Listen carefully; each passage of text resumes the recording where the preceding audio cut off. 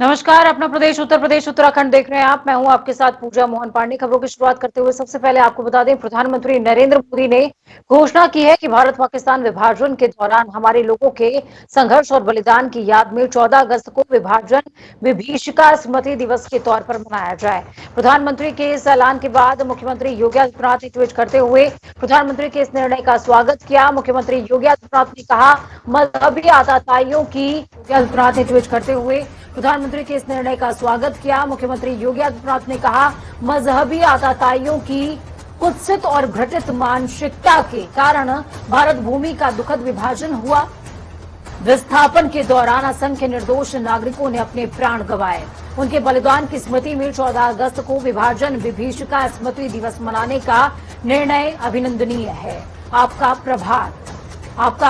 आभार प्रधानमंत्री जी।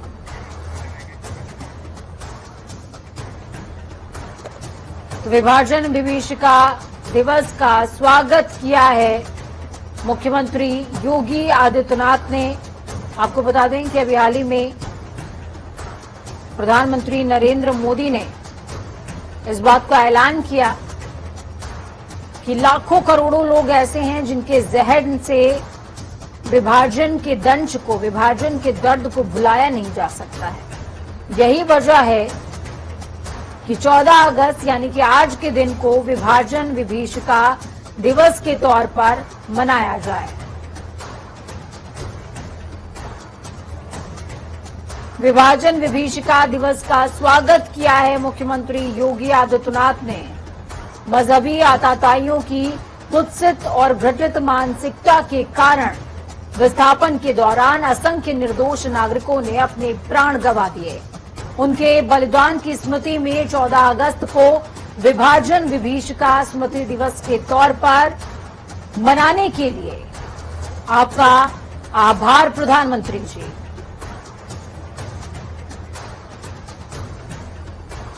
तो विस्थापन के दौरान असंख्य निर्दोषों का जिक्र करते हुए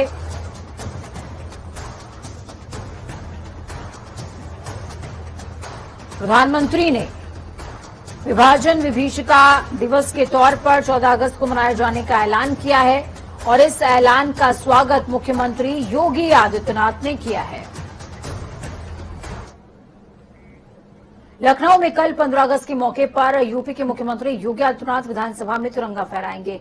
15 अगस्त के लिए सभी पुलिस अधिकारियों ने ड्रेस रिहर्सल करी है। ध्वजारोहण कार्यक्रम से पहले यहां की सुरक्षा व्यवस्था पूरी तरीके से चाक चौबंद रहने वाली है। विधानसभा के आसपास के इलाके में कमांडोज को तैनात किया गया है। इसके साथ ही पुलिसकर्मी और पीएसी को भी तैनात कर दिया गया है।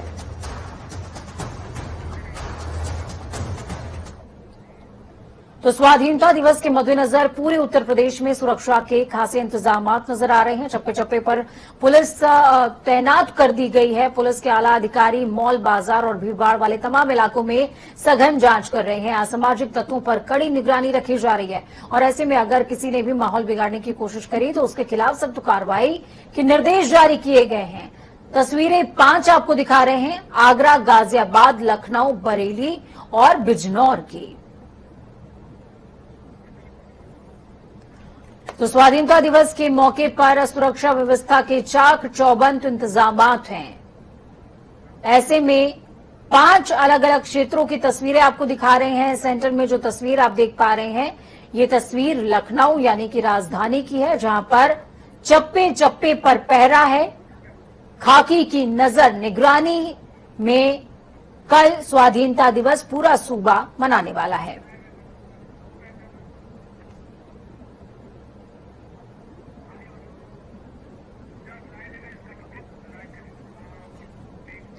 भारतीय पुलिस सेवा के पूर्व अधिकारी अमिताभ ठाकुर भी विधानसभा चुनाव से पहले राजनीति में एंट्री करने वाले हैं। अमिताभ ठाकुर ने मुख्यमंत्री योगी आदित्यनाथ के खिलाफ विधानसभा चुनाव लड़ने का ऐलान कर दिया है।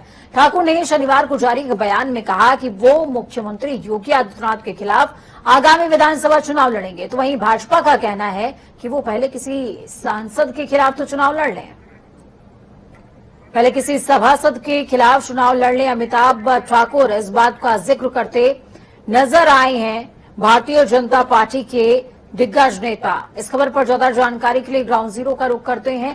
हमारे साथ में संजीव कपासिया मौजूद हैं। संजीव, क्या कुछ अपडेट ग्राउंड जीरो से? बिल्कुल पूजा, देखिए अमिताभ ठाकुर की यूं तो सरकारों से अदावत पुरानी है, चाहे मुलायम सिंह यादव की बात करें या फिर अखिलेश यादव, लेकिन योगी सरकार से उस समय टकराव देखने को मिला अमिताभ ठाकुर का, जब उनको उनके कर्तव्यों का बेहतरीन तरीके से निर्वहन न करने के चलते उनको जबरन रिटायर कर दिया गया। इसके बाद अमिताभ ठाकुर ने अपने घर की नेम प्लेट पर जबरन रिटायर आईपीएस लिख दिया था। अब अमिताभ ठाकुर ने साफ तौर पर ऐलान किया है कि वो 2022 का विधानसभा चुनाव उत्तर प्रदेश के मुख्यमंत्री योगी आदित्यनाथ के सामने लड़ेंगे।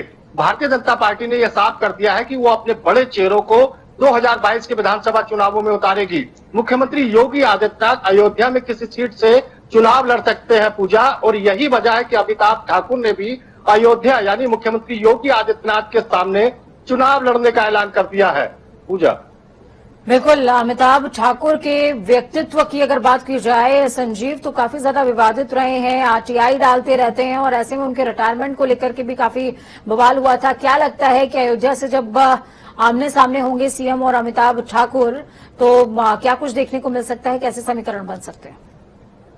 देखिए 2014 के लोकसभा चुनावों की बात करूं पूजा, तो प्रधानमंत्री नरेंद्र मोदी के सामने दिल्ली के मुख्यमंत्री अरविंद केजरीवाल बनारस से चुनाव लड़ने आए थे, लेकिन परिणति क्या हुई, परिणाम क्या आए, ये सबके सामने है। और यही होगा अयोध्या में जब मुख्यमंत्री योगी, जिनकी छवि एक कट्टर हिंदुत्ववादी चेहरे की है, विकास पुरुष के तौर पर भारतीय जनता पार्टी उनको पेश करती है जनता के सामने। अमिताभ ठाकुर हालांकि उत्तर प्रदेश की योगी सरकार की नाराजगी के चलते ऐसे ऐलान कर रहे हैं, लेकिन जब चुनाव में वो जाएंगे तब देखा जाएगा कि उत्तर प्रदेश की जनता, अयोध्या की जनता या फिर जहां से भी योगी आदित्यनाथ चुनाव लड़ते हैं, वहां की जनता अमिताभ ठाकुर को कितना पसंद करती है पूजा। ठीक है, बहुत शुक्रिया संजीव हमारे साथ जुड़ने के लिए, अहम जानकारी साझा करने के लिए। अमूमन देखने को ये मिलता है कि प्रशासनिक अधिकारी जब बागी हो जाए तो खतरनाक हो जाता है। ठीक वैसा ही रिएक्शन अमिताभ ठाकुर का भी है इस समय। खबरों में आगे बढ़ते हैं। मुरादाबाद में किसानों के धरना स्थल पर पूनम पंडित और सपा के पूर्व विधायक सोलत अली पहुंचे। वहीं आपको ये भी बता दें कि पूर्व विधायक और पूनम पंडित दिल्ली लखनऊ नेशनल हाईवे के दलपतपुर से पैदल यात्रा निकालकर धरना स्थल पर पहुंचे थे, तो किसानों को अपना समर्थन भी इस दौरान उन्होंने दिया है। साथ ही बीजेपी सरकार पर निशाना साधते हुए कहा कि सरकार अपनी हठधर्मिता पर अड़ी हुई है, देश के अन्नदाता की आवाज को दबाने में लगी हुई है। इससे पहले जो सरकारें रही हैं उन्होंने पूंजीपतियों को जेल भेजा था, और जब से बीजेपी आई है तब से पूंजीपति घोटाले करके विदेश भाग रहे हैं।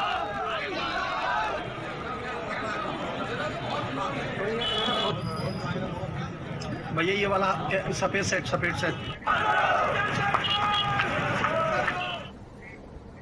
हरदोई के बाल विद्या भवन में श्री पंच दशनाम जूना अखाड़े के वरिष्ठ महामंडलेश्वर स्वामी यतीन्द्रानंद गिरी ने पत्रकार वार्ता करी। इस दौरान उन्होंने कहा कि तालिबान की लड़ाई में चीन और पाकिस्तान की मौज हो गई है। उसके साथ ही ये भी कहा कि मानसून सत्र के दौरान संसद के अंदर जो भी हुआ वो दुर्भाग्यपूर्ण है। देश की जनता हंगामा करने वाले सांसदों को घरों में बंद करे।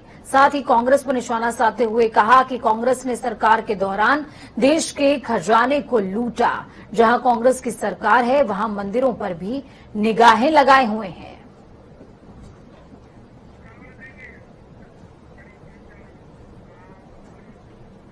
गाजीपुर बॉर्डर पर आज किसानों ने तिरंगा फहराया और भारत माता के नारे लगाए। स्वतंत्रता दिवस पर भारतीय किसान यूनियन ने ट्रैक्टर परेड निकालने का ऐलान कर दिया है और किसानों का कहना है कि कल यानी कि 15 अगस्त के खास मौके पर सभी किसान हर गांव, हर बॉर्डर पर तिरंगा फहराएंगे। तहसील का भी ऐलान हुआ। इसके अलावा उन्होंने ये भी कहा कि वो सभी इस दिन को धूमधाम से मनाने वाले हैं। लेकिन सबसे बड़ी बात यह है कि पिछले दिनों जिस तरीके से आजादी के दिन घटनाएं हुई, भारतीय किसान यूनियन या यूं कहें कि मिसकम्युनिकेशन की वजह से वो अभी भी विस्मृत नहीं हुई हैं, वो अभी भी जहन पर ताजा हैं, जो कहीं ना कहीं डराती हैं। हमारे राष्ट्रीय प्रवक्ता राकेश टिकैत जी का आदेश है कि सभी लोग, सभी किसान अपने ट्रैक्टरों पर झंडा लहराएं और झंडा लहराते हुए गांव से निकलते हुए अपने खेत के बीच में झंडा फहराएंगे। गांव में जो है 15 अगस्त झंडा लहराएं और 15 अगस्त को बड़े शानदार ढंग से मनाएं। और यहाँ भी गाजीपुर बॉर्डर पे जो है धरने पे हम 15 अगस्त मनाएंगे। इसी तरह से लोग जो है, कुछ लोग तहसीलों में जा रहे हैं, तहसीलों पर मनाएंगे, गांव में मना के और अपना जुलूस लेके तहसीलों पर पहुंचेंगे। तहसीलों में भी मना रहे हैं। पूरे देश में किसान 15 अगस्त को अपने स्वतंत्रता दिवस को बड़े शान के साथ में मनाएंगे। तो चुनाव जब दहलीज पर हो तो लोगों को जोड़ने के लिए यात्राओं का दौर देखने को मिलता है। ठीक इसी तरीके से उत्तर प्रदेश में अब राजनीति की यात्रा शुरू हो चुकी है। बीजेपी जन आशीर्वाद यात्रा निकालने जा रही है, तो वहीं समाजवादी पार्टी और उनके सहयोगी दल जन आक्रोश और जन क्रांति यात्रा निकालने जा रहे हैं। क्या है इन यात्राओं का मकसद? आखिर क्यों है राजनीतिक पार्टियां जनता के आशीर्वाद की अभिलाषी? ये खास रिपोर्ट देखिए।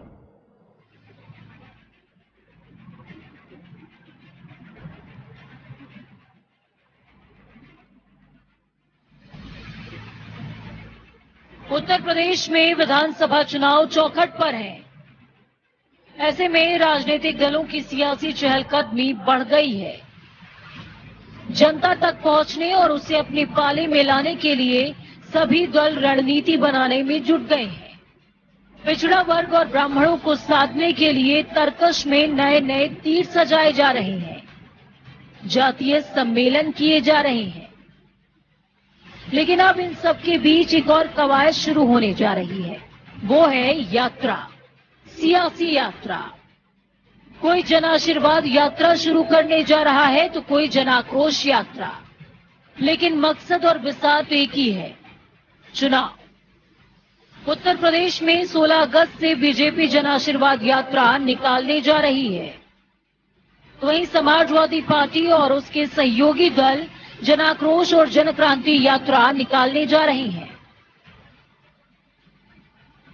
दिल्ली में हुए सियासी मंथन में यूपी चुनाव को साधने के लिए बीजेपी अब कमान में सजे तीरों को छोड़ने जा रही है। केंद्र सरकार में शामिल हुए यूपी के अनुप्रिया पटेल समेत 7 नए मंत्री 16 से 18 अगस्त तक प्रदेश के तमाम जिलों में जन आशीर्वाद यात्रा निकालेंगे। इसमें केंद्रीय मंत्री खुली जीप में जलवा फरोश होंगे। बीजेपी की जन आशीर्वाद यात्रा 16 अगस्त से मथुरा और वृंदावन में शुरू होगी। इस दौरान यूपी के 3 दर्जन लोकसभाओं और 120 से ज्यादा विधानसभाओं में जन आशीर्वाद यात्रा निकाली जाएगी, जिसमें लगभग 3500 किलोमीटर से ज्यादा की यात्रा तय की जाएगी। बीजेपी की इस जन आशीर्वाद यात्रा का समापन 20 अगस्त को होगा। बीजेपी के ये 7 नुमाइंदे प्रदेश की जनता को इस यात्रा में बताएंगे कि बीजेपी सरकार में आखिरकार प्रदेश की आबोहवा कितनी तब्दील हो गई है, कितनी बदली है रुत, कितनी बदली है रवानी। ये नेता बताएंगे कि नजराने में हम हुकूमत का यकीन लाए हैं। भरोसा कीजिए कि बीजेपी सरकार आपके हक में है। आप नोश और विश्वास फरमाइए। ये नेता ये बताने निकलेंगे कि सूबे में विकास चरम पर है, आप महसूस कीजिए। वहीं समाजवादी पार्टी सत्ता में वापसी के लिए इस चुनाव में कोई कोरकसर नहीं छोड़ना चाहती। अखिलेश यादव समाजवादी की सरकार बनाने के लिए 2 दलों के साथ चुनाव की रणभूमि में उतर चुके हैं। सपा की 2 सहयोगी पार्टी 16 अगस्त से ही अलग अलग यात्राएं निकालने जा रही हैं। महान दल जन आक्रोश यात्रा निकालेगा तो जनवादी पार्टी सोशलिस्ट जनवादी जन क्रांति यात्रा निकालेगी। महान दल के राष्ट्रीय अध्यक्ष केशव देव मौर्य की इस जन आक्रोश यात्रा को समाजवादी पार्टी के प्रदेश अध्यक्ष नरेश उत्तम हरी झंडी दिखाएंगे। महान दल 16 अगस्त को पीलीभीत जिले से जन आक्रोश यात्रा की शुरुआत करेगा। ये यात्रा 17 अगस्त को बरेली पहुंचेगी, जो कि 18 अगस्त को बदायूं के रास्ते होते हुए 19 अगस्त को कासगंज पहुंच जाएगी, जिसके बाद 25 अगस्त को एटा और फिर 26 अगस्त को मैनपुरी पहुंचेगी। महान दल की ये जन आक्रोश यात्रा 27 अगस्त को इटावा में समाप्त हो जाएगी। जन आक्रोश यात्रा के दौरान समाजवादी पार्टी और उसके सहयोगी दल कोरोना काल में सरकार की लापरवाही, ऑक्सीजन की कमी और जीवन रक्षक दवाओं की कालाबाजारी, अस्पतालों की लूटपाट और रसोई गैस की लगातार बढ़ती कीमतों की वजह से बढ़ रही महंगाई, सरकारी उत्पीड़न और फर्जी एनकाउंटर जैसे मुद्दों पर सरकार को घेरने की कोशिश करेंगे। खैर, प्रदेश में निकाली जाने वाली बीजेपी की जन आशीर्वाद यात्रा और सपा की जन आक्रोश यात्रा में दोनों ही पार्टियां आगामी चुनाव में जनता के आशीर्वाद की अभिलाषी हैं। ऐसे में अब देखना ये होगा कि जनता सत्ता का ताज और सत्ता के सुख की थाली आखिरकार किसके सामने परोसती है।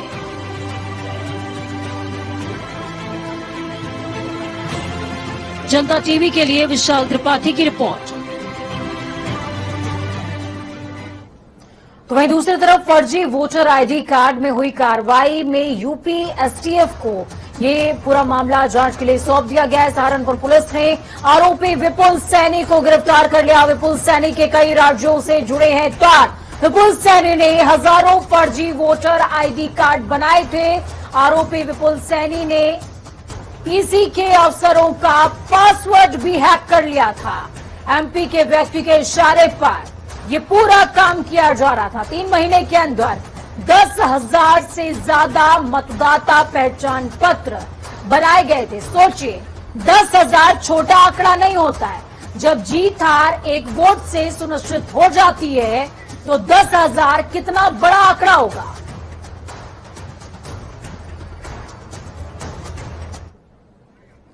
तो वहीं दूसरी तरफ मुहर्रम को लेकर यूपी में विवाद बढ़ता जा रहा है। शिया धर्मगुरु मौलाना कल्बे जव्वाद एसीएस ओम अविनेश अवस्थी को लेकर के कहते नजर आए। अविनेश अवस्थी अपनी जिद पर अड़े हुए हैं और वो गाइडलाइन नहीं कर रहे हैं।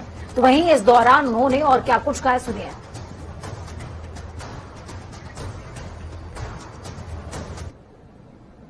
ये खबरें मिल रही है कि पुलिस बहुत ज्यादा बदतमीजियां कर रही है, बहुत ज्यादा ज्यादतियां कर रही है। शाहगंज में कोई भादी इलाका है, कहाँ वहां के बाद घर में घुस कर उन्होंने ताजियों को फाड़ा आया, ताजियों के साथ बदतमीजी की है। और वो कहते हैं कि हमारे पास गाइडलाइन नहीं है, हमारे पास कोई इजाजत नहीं है। और हम लोग अवनीश अवस्थी जैसे कहते कहते थक गए कि गाइडलाइन जारी करो, लेकिन कुछ शख्स जो है वो गाइडलाइन जारी नहीं कर रहा है, अपनी जिद पर अड़ा हुआ है। वो ज्यादा हम ऐलान करते हैं कल से मजलिस से खुरमात की नहीं पड़ेंगे, कल से मजलिस नहीं। अगर गाइडलाइन जारी नहीं होती, कल से मजलिस बंद है, हम मजलिस नहीं पढ़ेंगे, क्योंकि ये हमारे साथ बहुत ज्यादा बदतमीजी की जा रही है। खबर पहाड़ों की रानी मसूरी से। मसूरी में वीकेंड के लिए सबसे अच्छी जगह इसको माना जाता है। वीकेंड में अब ज्यादा से ज्यादा अगर आप मसूरी जा रहे हैं तो समझ लीजिए कि पर्यटकों की जो संख्या है वो निर्धारित कर दी गई है। और सिर्फ मसूरी में ही नहीं बल्कि उत्तराखंड के अंदर जितने भी पर्यटक स्थल हैं उन तमाम क्षेत्रों में कोरोना संक्रमण की मौजूदा स्थिति को देखते हुए जिलाधिकारी ने यह आदेश जारी कर दिया है। हालांकि केवल उन्हीं लोगों को अब अनुमति होगी जिनके पास मसूरी में एडवांस बुकिंग हो, साथ में स्मार्ट सिटी पोर्टल पर ऑनलाइन रजिस्ट्रेशन और 72 घंटे के पहले का या उसके अंदर का आरटीपीसीआर रिपोर्ट अनिवार्य होगा। कोरोना को देखते हुए मसूरी में पर्यटकों की संख्या निर्धारित कर दी गई है। जिला प्रशासन की ओर से कुछ सप्ताह पहले दिशा निर्देश जारी किए गए थे, वो एज इट इज फॉलो किए जाएंगे। इस खबर पर ज्यादा जानकारी के लिए नीरज सिंह हमारे साथ में जुड़ चुके हैं। नीरज, क्या कुछ अपडेट है ग्राउंड जीरो से? लगातार मामलों में जो संख्या है उसमें उतार चढ़ाव देखने को मिल रहा है।